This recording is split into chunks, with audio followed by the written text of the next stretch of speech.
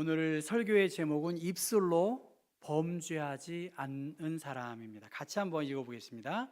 입술로 범죄하지 않는 사람. 욥이 많은 어려움이 있었는데 입술로 범죄하지 않았다 하는 말씀을 볼 수 있습니다. 예기치 못한 상황을 우리는 맞을 수 있습니다. 또 알 수 없는 고난, 그 고통의 문제를 어떻게 이해하고 받아들일 수 있을까 생각하게 됩니다. 하루아침에 사건과 사고로 가족의 생명이 달라졌다. 그것도 자기의 자식이 시신으로 발견되는 그 상황을 만약에 경험한다면 그 아픔과 고통을 어떻게 헤아릴 수 있을까? 자식, 나의 전부와 같은 존재를 잃어버린 사람 앞에 법이 과연 보일까?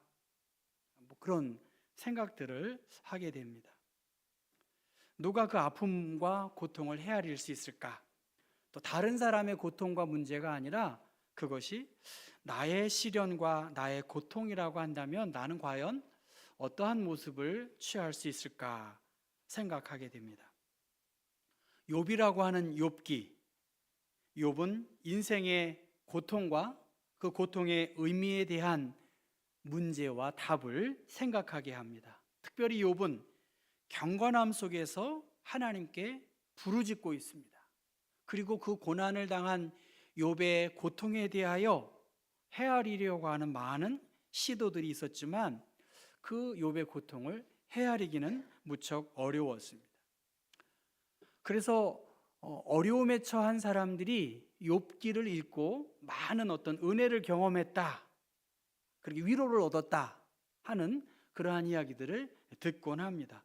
욥기는 1장과 2장, 그것이 서론의 형태인데요.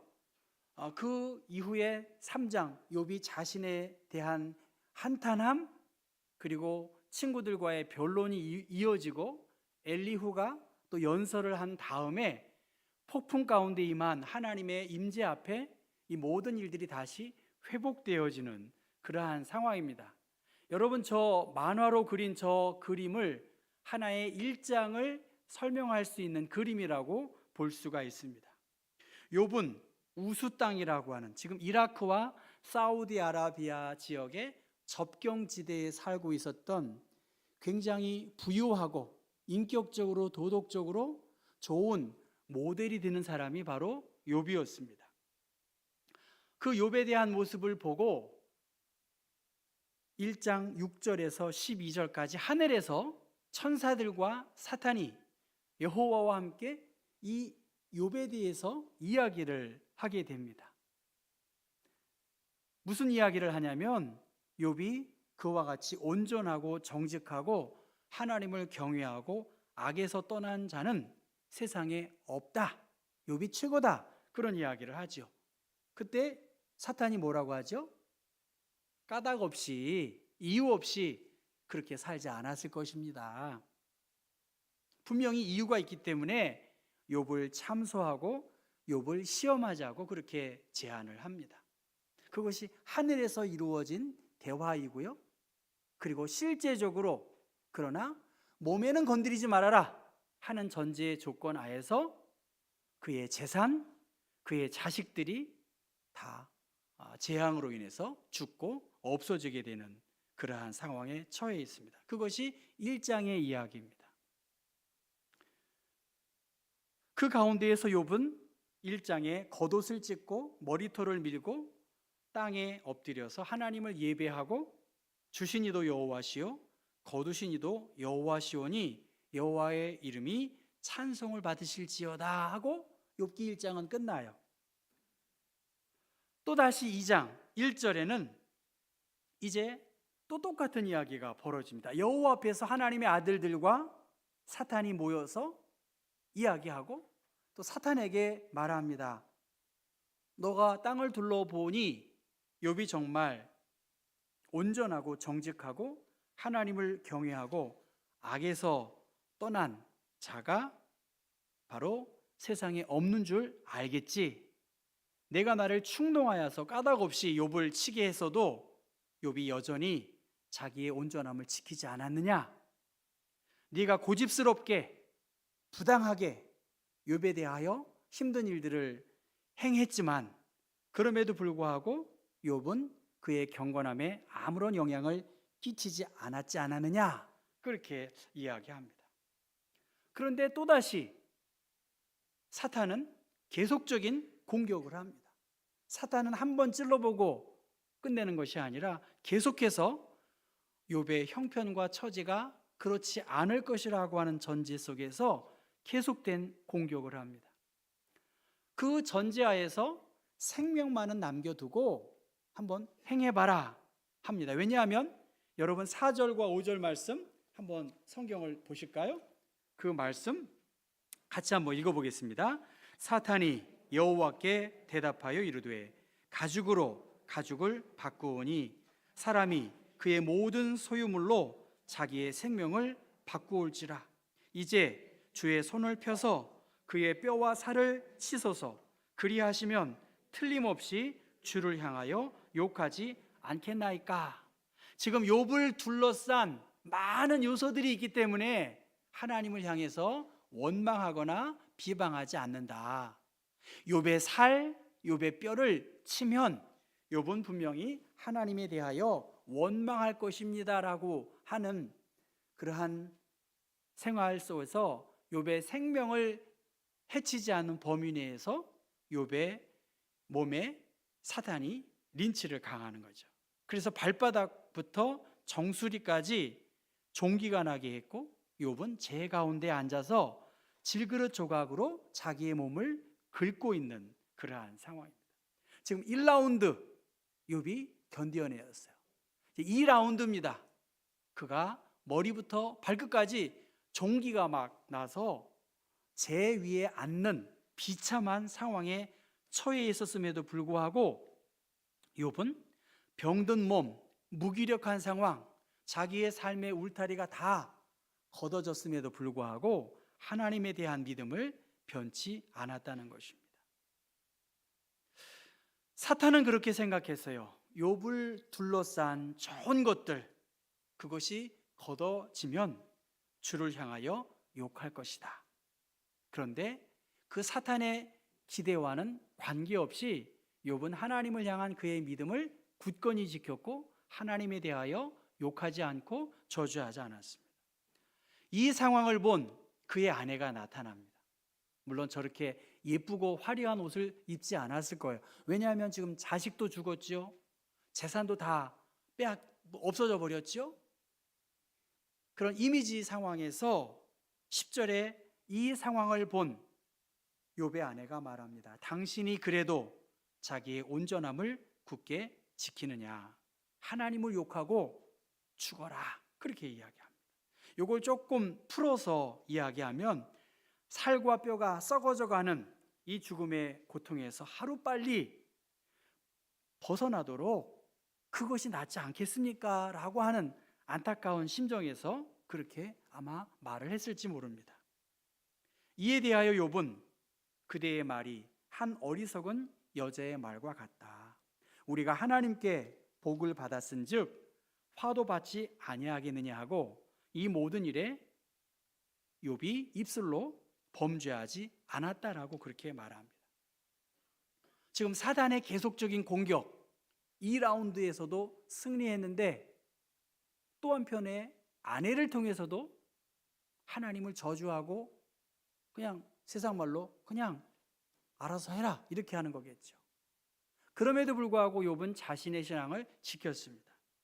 그리고 욥의 세 친구도 욥에게 이 재앙이 있었다는 소식을 듣고 어떻게 합니까? 각자의 지역에서 욥에게 오고 멀리서 보니까 재 위에 앉아있는 욥의 모습을 보고 울며 겉옷을 찢고 하늘을 향하여 티끌을 날려서 머리에 뿌리고 7일 동안 함께 지내면서 아무도 이 욥의 고난의 문제에 대해서 이런 반구하지 않았습니다. 인간이 겪고 있는 아주 철저한 고난의 문제 앞에 무기력한 욥의 모습, 그리고 계속해서 그를 위로하기도 하고 넘어뜨리려고 하는 수많은 일들이 벌어졌다는 것입니다.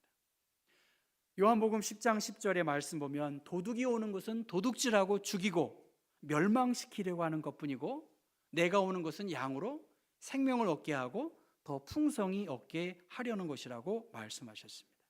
사단의 공격은 계속해서 이어져서 죽이고 멸망시키려고 하는 것, 그것이 악한 영의 목표라는 거예요. 그래서 사탄은 뼈와 살을 치라고 그렇게 말했습니다. 여러분, 뼈가 뭡니까?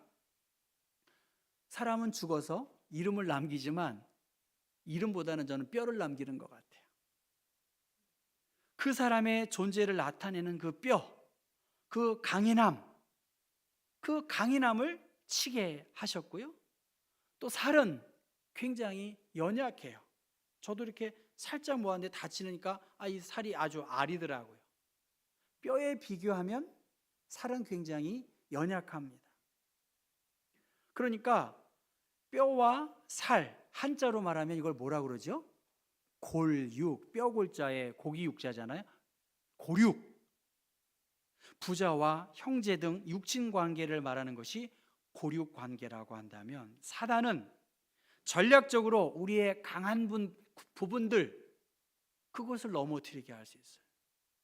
여러분이 잘할 수도 있고 여러분이 잘 아는 것 때문에 시험에 들 수가 있어요. 또 동시에 여러분이 약한 부분이 있어요. 약한 부분을 또 자극해서 뼈와 살을 공격해서 우리를 무너뜨리게 할 수 있다는 것입니다. 누가 봐도 일어설 수 없어요. 누가 봐도 원망할 수밖에 없는 그러한 상황에 처해 있음에도 불구하고 욥은 아내와 친구들 그리고 하나님에 대하여 오히려 범죄하지 않고 그의 믿음을 지켜나갔습니다. 고린도전서 10장 말씀 보면 사람이 감당할 시험밖에는 너희에게 당한 것이 없다라고 말씀하셨어요. 굉장히 어려운 일들이 너무나 많아요. 국가의 지도자들, 이 대한민국 이끌기가 얼마나 어렵겠어요. 참 어렵습니다. 그런데 고린도전서의 말씀은 감당할 수 있다는 거예요. 왜냐하면 하나님은 미쁘시고 의로우시기 때문에 너희가 감당치 못할 시험당함을 허락지 아니하셨고 시험당할 즈음에 피할 길을 내사 너희로 능히 감당하게 하신다고 말씀하셨어요. 아무리 힘들다고 어렵다고 하지만 감당할 수 있다는 거예요. 여러분 따라 한번 해보겠습니다. 감당할 수 있다. 아멘인가요? 시련과 어려움을 감당할 수 있다. 이것이 성경이 우리에게 주고 있는 말이에요. 욥 감당할 수 있다는 거야. 뼈를 치고 살을 치는, 가족을 몰살시키는 그 가운데에서도 살아날 수 있다. 감당할 수 있다. 그렇게 말씀하고 있습니다. 하나님을 바라보고 천지를 지으신 주님, 그걸 바라보고 감당할 수 있다. 근데 감당하기가 사실은 없지요. 감당하기가 어려워. 행복 지수가 가장 높은 나라 어느 나라랍니까? 덴마크라고 들었습니다. 그래서 덴마크의 학교에 대해서 굉장히 이렇게 연구하기도 합니다. 학교 가는 게 너무나 즐거운 거예요. 이 덴마크의 심리학자인 스벤 브링크만이라고 하는 사람이 절제의 기술이라는 책을 썼습니다. 제가 읽지는 않았지만 절제의 기술을 가지고 칼럼을 쓴 분의 글을 읽어봤습니다. 남들보다 더 적은 시간에 더 많이 이루려 하기보다 한 가지 일을 오랫동안 천천히 하면서 더 적게 성취하는 쪽이 좋은 삶의 길이다라고 말했습니다. 다시 한번 읽어드릴게요. 남들보다 더 적은 시간에 더 많이 이루려 하기보다 한 가지 일을 오랫동안 천천히 하면서 더 적게 성취하는 쪽이 좋은 삶의 길이다라고 말했다는 거예요. 여러분, 적은 시간을 투자하고 많은 것을 얻으려고 하면 도둑놈 심보겠지요. 도둑놈 심보. 너무 욕심이 많아서 많은 것을 얻으려고 하다가는 삶의 질이 떨어질 수 있습니다. 저는 저 청운초등학교 옆에 중국집을 간혹 갔었었는데 그 집은 제가 보니까 사장님 부인의 얼굴이 너무 좋으세요. 12시 반이면 딱 끝나는 거예요. 12시 반이면 딱 끝나는 거예요. 저 같으면 확장을 해가지고 말이죠. 밤에는 뭐 더 음식도 팔고 막 돌리면 잘 될 것 같은데 그 사람들은 12시 반 되면 먹기가 어렵습니다. 삶의 퀄리티가 굉장히 좋은 것 같아요. 더 많이 이루려 하기보다 더 천천히 좋은 길이 무엇인지를 살펴야 한다는 거예요. 그래서 유혹의 시대를 이기기 위해서 브링크만은 선택지를 줄여서 무한 욕망을 창출하는 우리 내부의 쾌락 쳇바퀴를 멈추게 해야 된다는 거예요. 선택을 좀 줄이라는 거예요. 그리고 진짜 원하는 하나만 바라보고 거기에 집중하면서 다른 것을 내려놓으라는 거예요. 하나님의 은혜를 받기 위해서 다른 것 때문에 하나님의 은혜를 방해하고 있다면 내려놓으셔라는 거예요. 그리고 감사하고 기도하면서 주변 사람들과 아름다운 삶을 누리라고 합니다. 여러분 교회 안에서 얼마나 좋은 만남이세요? 교회에 안 나오면 자기만 손해예요. 여기에서 은혜 받지 못하고 기쁨을 누리지 못하면 자기만 손해예요. 그리고 이 안에서 기쁨을 나누셔야 되겠죠. 그것이 유혹의 시기를 이기는 방법이라고 하고요. 단순하게 살면서 공동체의 복리에 인생의 초점을 맞추라는 거예요. 교회의 공공성을 위해서, 교회의 목회의 비전을 위해서 마음을 모으고 그 길을 향해 가야 된다는 거예요. 제 말로 한 거예요. 5번째는 기쁜 마음으로 뒤처져서 약간의 부족함을 즐기라는 거예요. 너무 앞에서 나서서 하는 게 아니라 조금 양이 부족해요.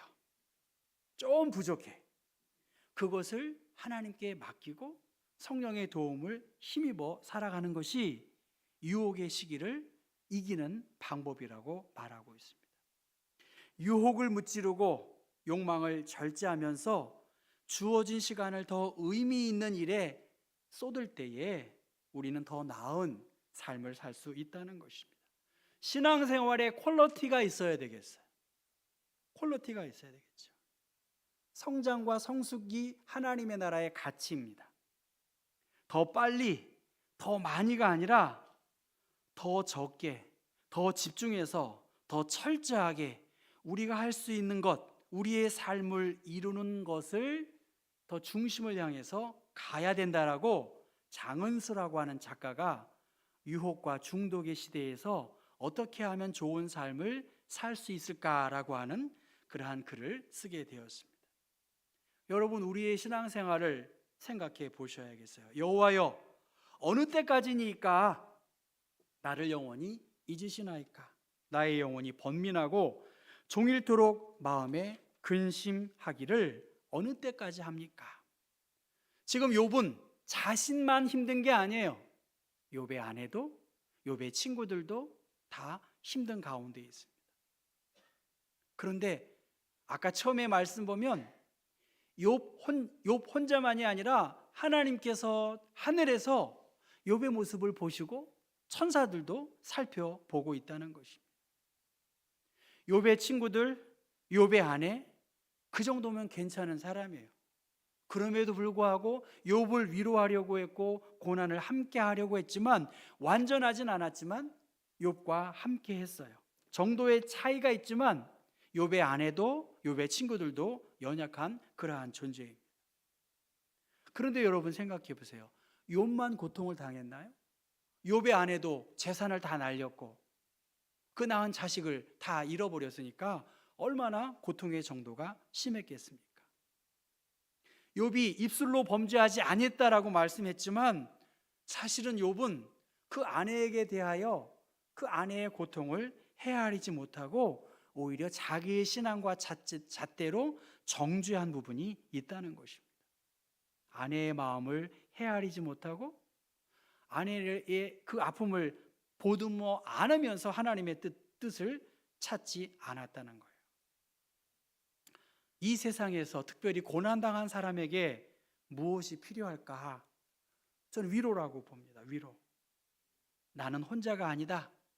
나는 세상에서 외따로 떨어진 고독한 존재가 아니라고 하는 이 위로하는 역할을 욥도 필요했고, 욥 또한 아내를 위로하고 또 하나님의 기대를 생각하며 누군가를 위로해야 된다는 것입니다.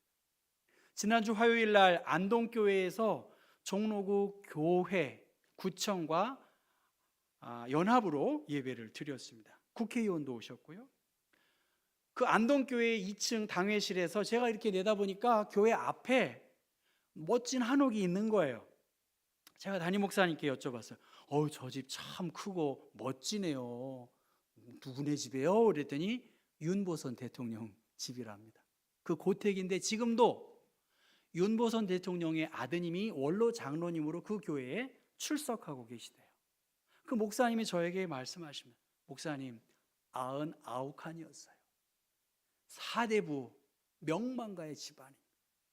그런데요, 그 집안에서 교회를, 그 집안에서 목회자를 너무나 위로해주는 우리 교회의 모델이 되는 너무나 귀한 가정입니다. 그렇게 느껴져요, 그것이. 안동교회, 종로에는 100년 넘은 교회가 많잖아요. 우리 교회는 이 정도면 거의 손주볼 되는 교회들이에요.